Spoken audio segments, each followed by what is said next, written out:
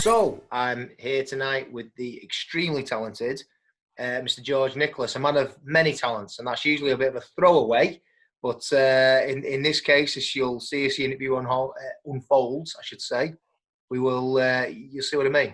How you doing, mate? You all right? Yeah, how are you, John? Okay? Yes, surviving and all that kind of stuff. Have you been keeping busy with all the lockdown nonsense, or? Yeah, extremely busy. Rather than wasting the time, just locking down. I've moved a lot of the project work for the charity to the house because we've converted the stables into a studio. So that we're in the middle of some really big mural projects for the kids. They're on MDF boards, so I've had them delivered and they're all in situ outside. So we've been painting out in all the good weather. So yeah, proceeding really good considering we've got a lockdown on. I'll come back to that in a moment, but just very briefly, that's a charity where you do a lot of sort of big mural wall pieces and things. I know you've done stuff at Alder Hey Hospital, etc. Just briefly, we'll come back to it in more detail later, but what exactly is that you do there? With the charity work? Yeah. To be honest, I used to go to Alder Hey Children's Hospital when I was a small child, and it used to frighten the gizzards out of me. It has a corridor that goes on to infinity when you're little. So, and it had 3 corridors on top of each other. And in the way back when I was a kid, which is around about the Bronze Age, those corridors, they were like a kind of a sage green with a cream top and a red pinstripe right through the middle. Very draconian, old-fashioned looking place. Great hospital, but just looked its age. So it always disturbed me. Years down the line, when I became artistic to a certain level, I went in and I said to them, can I come in and paint some murals on the walls for the kids just to change the complexion of the building? Because I noticed that in the evening, kids are like from 0 to 16, when they've had operations, the dads and mums can walk them up and down the corridor of the night just for something to do before bedtime. Nothing to look at. And I thought it'd be really nice if some kids could focus on or disguise the fact that it looked like a massive children's hospital, institution. So to take the edge off that, I'd gone in and I'd offered my services as a muralist to paint murals free of charge on the walls. And they said no. Free of charge. And I thought, don't understand that one. I went round all the nurses and everybody was desperate to have something on the walls other than little pictures and photographs as a distraction. And I said I'd do floor to ceiling as long as the wards were around the hydrotherapy pool, completely turn the hospital into something like an escapism, something like Disney World, with all the kids' favourite characters and scenes and whatever they wanted, really. So I went back in again, asked the administrators at the time, very much upstairs, downstairs scenario. And I said, look, I've been around the staff. I've asked all the parents and the kids, and everybody, and your consultants. And they think it'd be a great idea to have some wall murals, extensive wall murals. Said no. And all I could glean from that was that their mentality was they were very minimalistic, like very much the estates department with like clean lines and a beige wall with a red stripe, and they wanted, as it was really, not even thinking outside the box, not prepared to take a chance, even though I showed them the standard of work that we could offer, professional standard for free. So it was beyond me. So got knocked back again, and to be honest, it pissed me off. Yeah. I went home. I don't want to cut in, but I mean, I've got 2 young kids, and thankfully they're both healthy.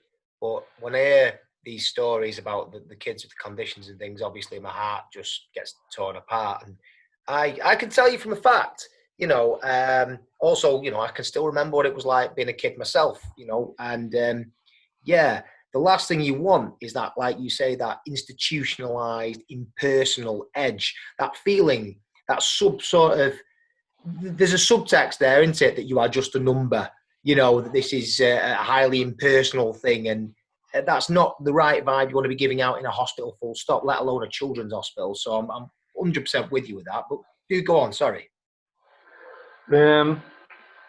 No, it just really annoyed me. The fact that somebody in an office, an individual, could jeopardize something that would be quite a really nice thing to do and benefit thousands of people, because these kids used to come from all over the country.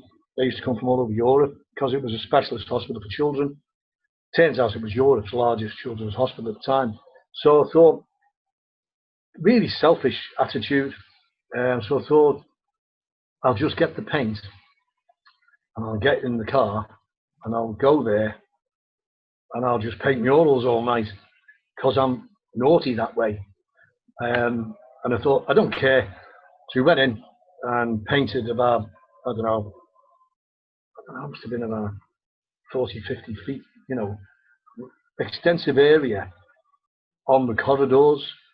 We were getting comments from, obviously, parents that were late visiting and stuff, but we'd gone in purposely late to avoid all the daytime traffic, not to cause any commotion, and covertly went in. So I thought, in the morning when they come in, it'll all be done, and they'll get an idea of what I've got in my head. So that went wrong, because after spending all night in there, buggering off about 7 in the morning, we'd left them a gift of really vibrant, colourful artwork of multi-themes and stuff, and cartoons. And it had the wow factor. The staff was made up, the cleaning staff, the kids. I got called in and ordered to paint them out. And I went, well, I know firsthand the reaction, so I was right. There's no point in having bare walls up when it costs you nothing. We can get them embellished. We've already had the feedback. Leave it for a few days and do your research, and just see what. It does distract from the illnesses in a way, like kids would be carried along with their mum and dads, and they point to little fish on the walls and go, oh, look, there's a seahorse, and fairy tales and stuff like that. So the dads or the mums could point the kids' attention to various things. So there was some kind of, communication going on, some distraction going on. And there is a benefit. And there's been an awful lot of research in this field now that our work in hospitals or healing environments is very therapeutic. I know we're in the digital age and people can hear, sound waves and stuff, or they get on and do heart math and visually stimulate yourself or lose your mind through the internet. But at that time, all that way back then, there was nothing like that. So this direct communication, this escapism that they could all indulge in, the administrators just weren't getting it. So I was ordered to paint them out, which I refused and said, no, I painted them, you paint them out. I'm not painting them out. He said, well, we'll get the police. I said, well, get the police, and I'll tell the television and I'll tell the newspapers what arseholes you are. I've tried to do my bit, share my talent, improve the environment for the sick and disabled, and you seem to be the only roadblock that I've encountered. I said, so you paint them out, I'm not painting them out.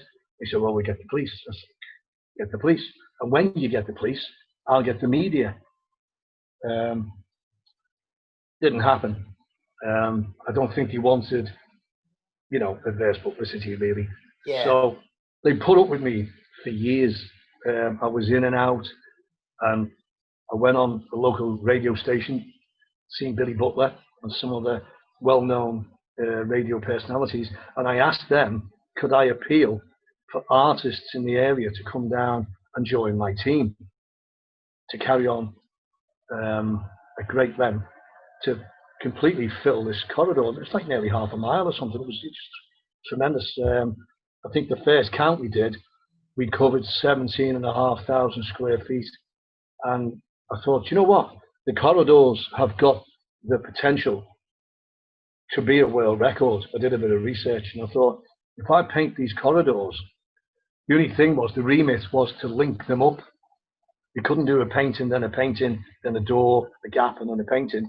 It had to be, I think, what they were after to obtain a Guinness World Record was to have continuity of art.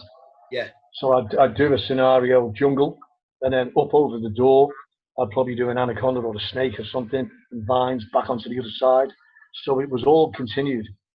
Anyway, cut the story short, we did it. We got in the Guinness Book of Records for the world's, not the world's largest, it was the world's longest mural.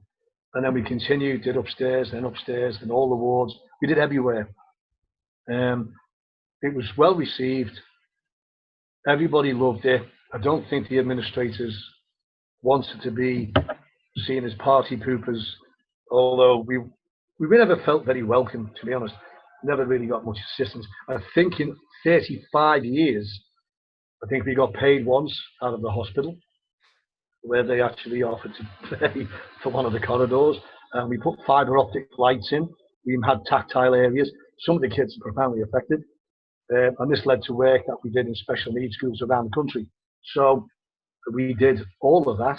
And then I was thinking, it's really nice to see, you see some special needs kids and some profoundly affected children talking to the murals. Oh, wow.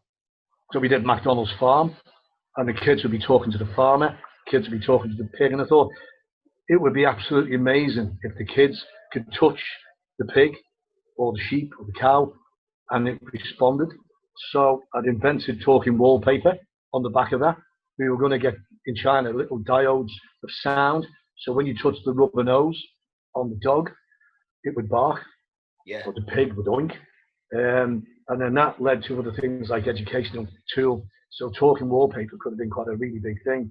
But I just wanted the response for the kids to get a response back from the murals. Because you could see they were getting lost in these scenarios. They absolutely loved being there, and they'd go with the dad. They'd always want to go back and see their favourite mural. It might be Star Wars or something. So we went round, made lists of what all the kids wanted in the wards. And it was everything from Batman, Marvel comic heroes to Star Wars, all the way down to the lower demographic. We had fairy tales and stuff like that going on, which wasn't very macho. At the time I was boxing. Me and Ray thought we were a little hard cases, me and my brother. So it didn't go down well in the gym because I was this guy that was fighting from light middleweight to light heavy. There we are trying to build a reputation, and I'm getting known as the fairy story man, nursery rhymes. But I didn't care because really, there's no point in painting things for yourself or whatever. It's good to cater for your audience. Well, one thing led to another, and it got bigger and bigger. We got a lot of publicity. We joined forces with Alder Hey eventually. They needed £1 million for the CAT scanner appeal. I thought, right, we can get sponsorship for the murals, per murals, and then that money then could be put towards the CAT scanner appeal, which we did. We did a lot of sponsorship, like Blackpool Pleasure Beach, Eddie Stobart trucks. I can't remember. There's just thousands of businesses.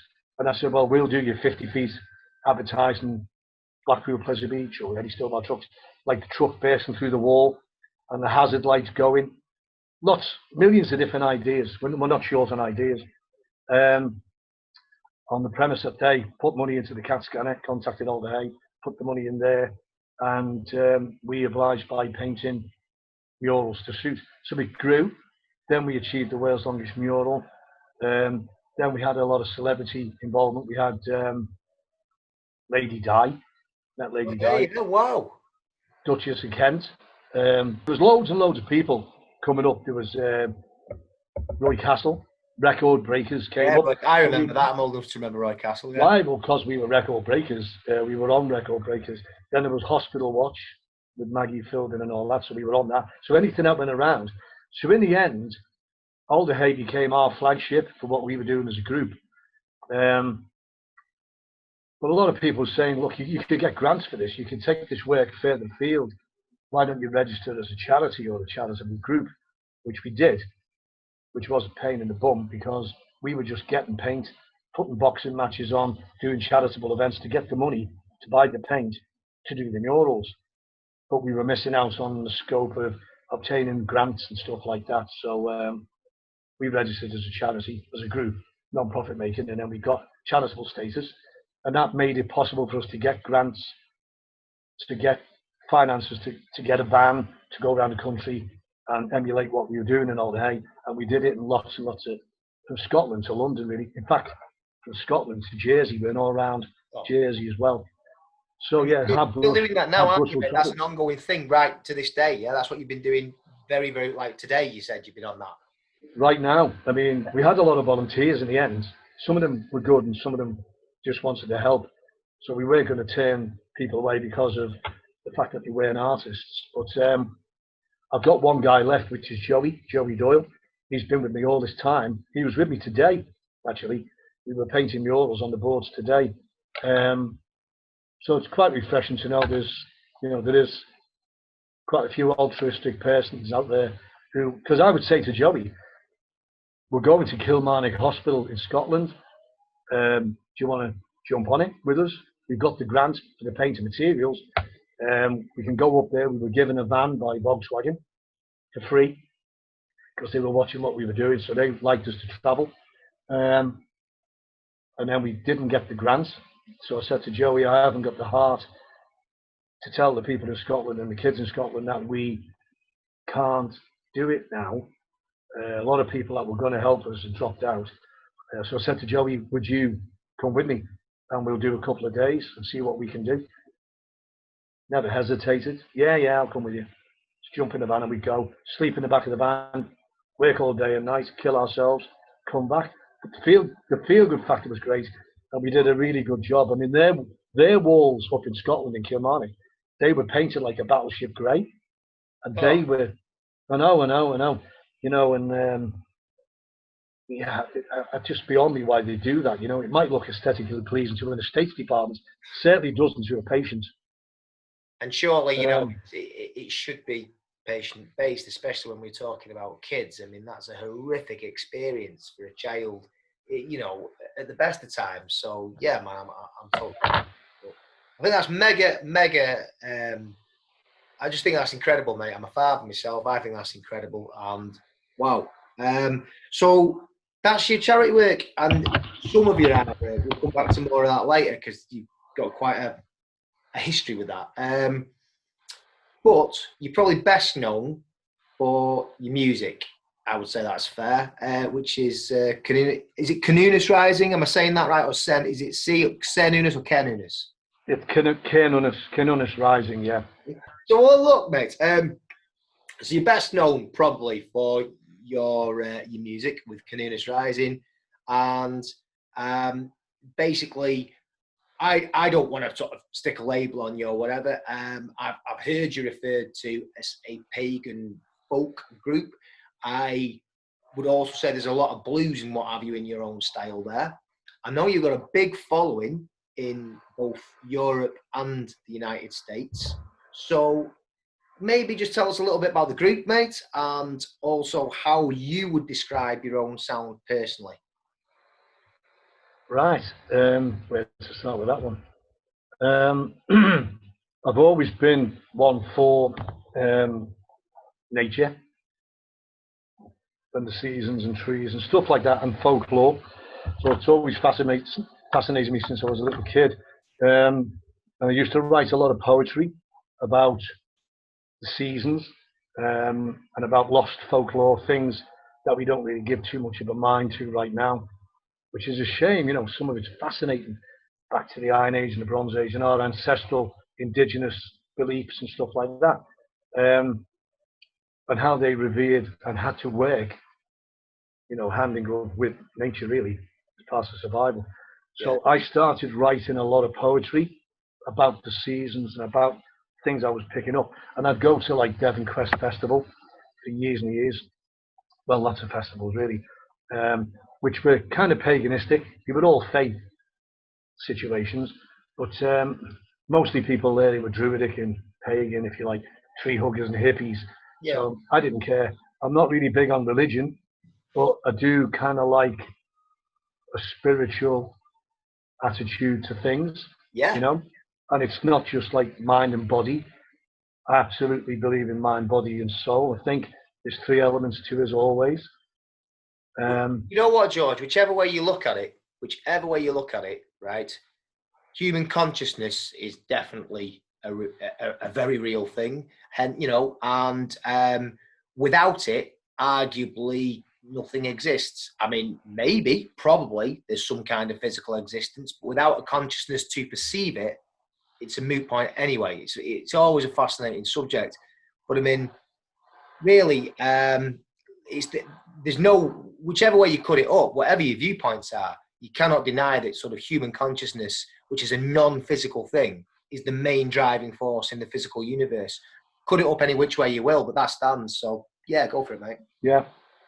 So yeah, that's what kind of turned me on a little bit, was those three elements, and just questioning things all the time. You become a quester. You get on a journey of things, and you're thinking, what happens when we die? Is the soul on a soul journey? Do you get one go? Is it the same thing recycled, the coming and going? A lot of my songs, like the coming and going, is written about that. There's a song called Soul Journey. So all the things that used to keep me pondering, I would end up writing poetry about. And a lot of people say, oh, we really like your poetry, love the words. Why don't you do songs? I thought, have a little go. Can sing a bit, can play a bit of guitar. Because my early days in music, I used to present karaoke, and I used to sing a lot of swing. Well, very versatile voice. I used to sing things from communards like Jimmy Somerville. Used to get like a really sharp pain in my underpants. Yeah, man. Yeah, all the way through to Dean Martin, or it doesn't matter really. Buble, swing, all kinds of aspects of music. So that versatility gave me a lot of work. So I bought a karaoke system. I used to have some decent girls with me, and we'd go and sing off the karaoke. So if people didn't want to get up, we'd sing all night anyway. And then we started doing weddings. And then when I did the open mic nights, that required us having musicians on board, and people would come down who would play music, obviously on whatever instruments. So we built that up, and the whole thing was called the Croaky Club, only because every time I asked anybody to get up and sing, they go, I've got a frog in my throat.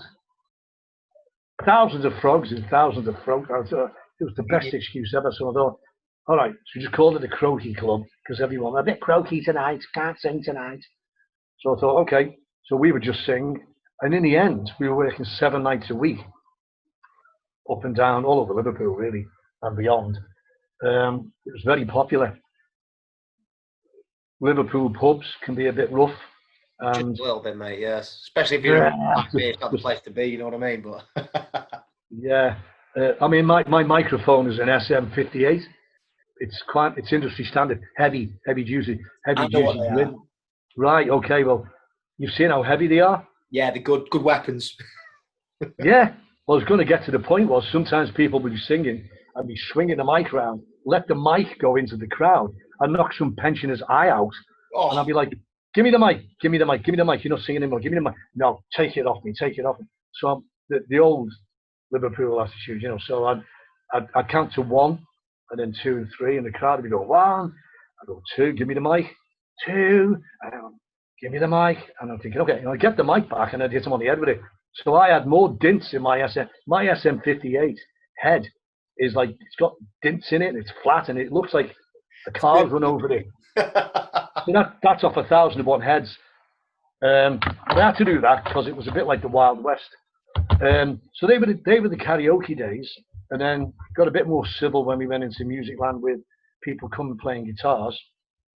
And then I met some really fantastic musicians, and I pinched some of them. So we formed a little band, the Croaky Band. So if you came and got up singing, our band would back you.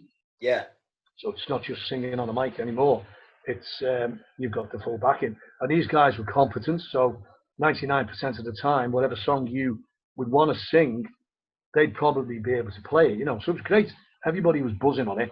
It was a great success. But while that was percolating, while that was going on, and we were building up the name of the Croce Club as an open mic night, I started selecting some musicians I met along on that journey. Like we had Matt McGrory, we got Phil Orme, who's in the Swinging Blue Jeans, he's in the Salford Jets with Mike Sweeney. Yeah. We've got Terry, we got Eric, we got Carla, who's as you know, Carla's a brilliant singer. So I was spoilt by being surrounded by a lot of these really choice musicians.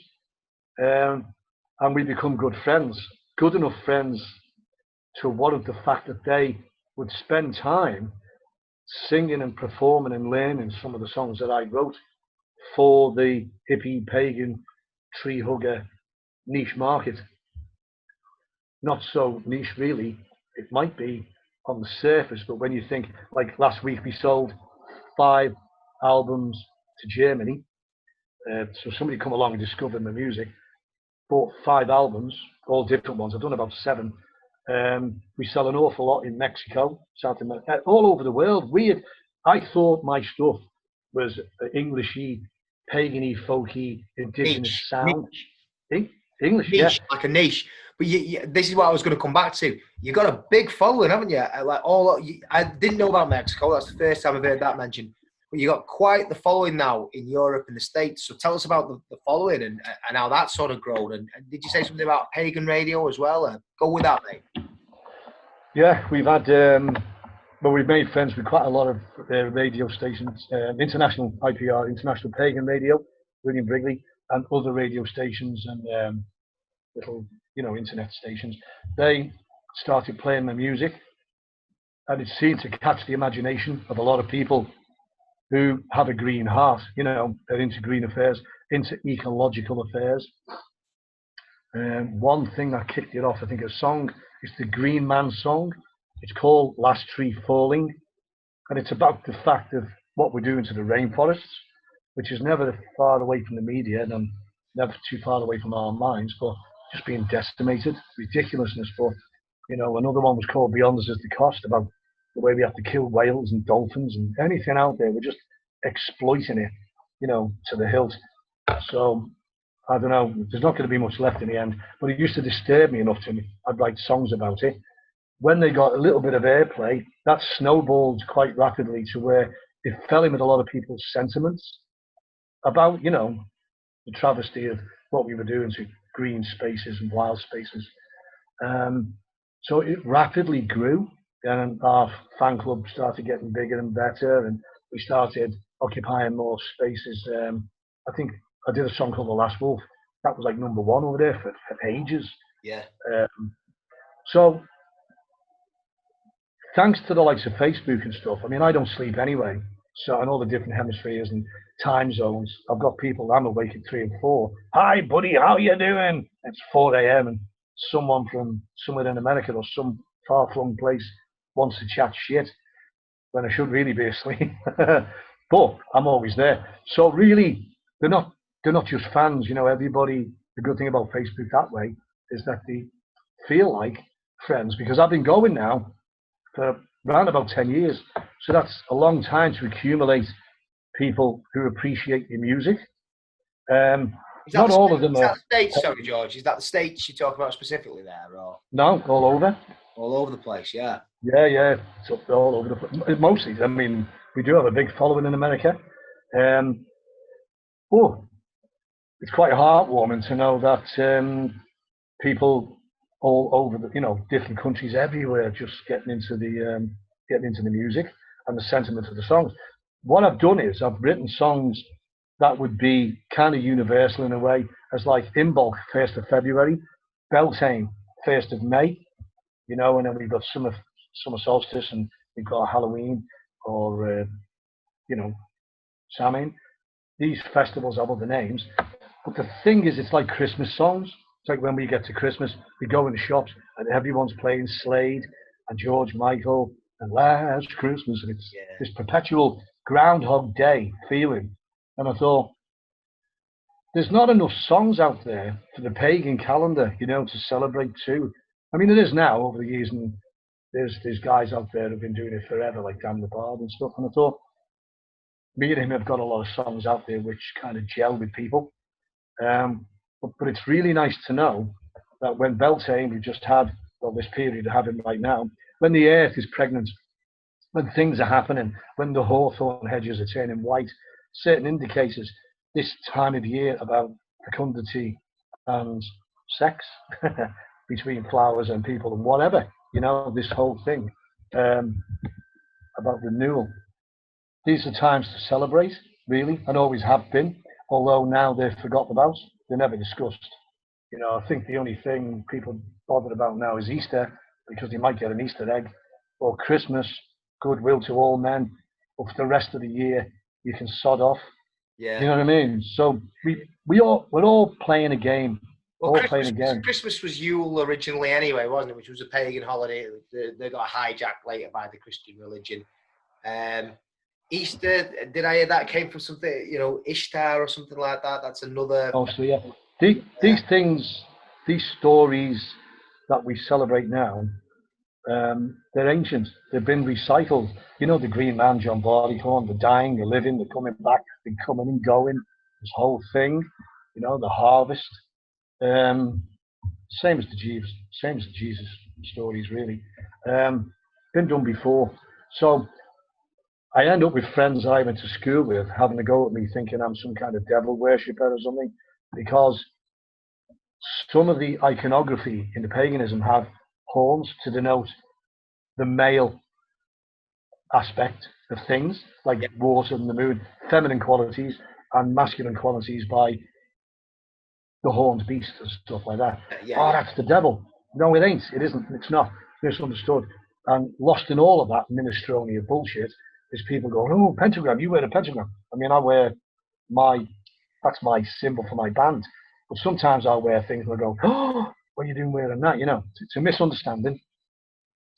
A lot of people mistake the pentagram with the Baphomet, which is the satanic thing, right? And the other thing you were mentioning again about the symbolism of the horns and things. A lot of that came from ancient propaganda, like when the Christians came over, and the Romans came over and made everything Christian and hijacked everything, and a lot of it was basically just slander. And I mean, a lot of that sort of traditional cartoonish imagery of Satan, a lot of that was taken from Pan, wasn't it? I mean, it was just a big smear campaign, basically, which has lasted for thousands of years. There you go. They did a good job. What can I say? More powerful. Yeah. So, you spent a lot of time in America, didn't you? You lived out there for a while, and you worked as a paramedic and a firefighter.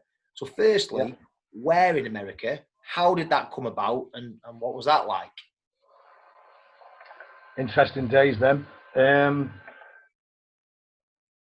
At the time, work was few and far between here for me as a sign writer, graphic artist, and scenic artist. And it just came to be that every Christmas I seemed to get laid off, without work and stuff like that. So it got old quick. And my first wife, her sister was over in America, so we had a holiday there. And I thought, do you know what? It was a much better place to be in terms of weather, opportunities at the time. And it looked very... Not so much now, yeah, but go on. Never again. But it seemed quite promising. So I had the opportunity to emigrate, which we did. And so we fled here, went over there seeking bigger, better things. And it wasn't that easy when we got there. How did you find the accent, mate? Did you need subtitles everywhere you went, basically? Yeah. I can't understand a damn thing you're saying, boy. And it was like, car 54, where are you? Because I ended up going. Where in the States were you, pal? Yeah, I went to Atlanta, Georgia. The South. The South. And it was like the proper South. Yeah. I ended up living in a place called Jonesboro. Jonesboro is an older place. It's right out in the country. It was where Gone with the Wind was made, where all the old antebellum mansions were and all that kind of stuff, and some poor areas and subdivisions. So I ended up living in Jonesborough. It wasn't impoverished, but it was lacking in opportunities. So I ended up trying to run my own business as an artist and as a sign writer and whatever. Not a lot of things going on. No. And I thought, right, we've already spent our money, got a house, so the pressure was on. So in terms of income, I went and just joined the fire department. Oh, cool. And I thought, not really what I wanted to do, but I think that'll do for now until I get myself sorted. So I'm still running my businesses. I was in the fire department, and then the remit came that if you wanted to keep your job, you have to be a paramedic as well. So Right. you have to be both things. I was also signed up in the volunteer department, fire department in Jonesborough. Basically, George, Jonesborough, like emergency services, was just you running around really quick in different gear. Yeah. Yeah. Yeah. By Jonesborough Railway, there was an old shack which had an old shitty fire engine in that would work sometimes. Oh, It was really, really old. It was a bit of an antique. And there used to be people volunteering to be firemen. And these are old guys with chewing tobacco, spitting all over the place, cigars. like the sheriff in Smokey and the Bandit, that kind of thing. All of them were like that. All Yeah. not very fit either, big fat buggers, got to say. Out of condition, yeah. Tobacco chewing, Jack Daniels swilling. Basically, just who you want to be coming to the rescue when the shit's really hit the fan, yeah? That's who you need, right? Okay. It was scary. I know. But at the time when I was going, I thought, I'll go and apply to be a volunteer fireman, because being selfish really, I thought if my house burns down, at least I know I'm going to turn up. Yeah, fair one, yeah. Because they won't. Yeah, So I joined the volunteer fire service with these other rotund Trump lookalikes. Oh, man. Um, That's a mental image, George, that I'm going to have trouble unseeing, bro. But carry on.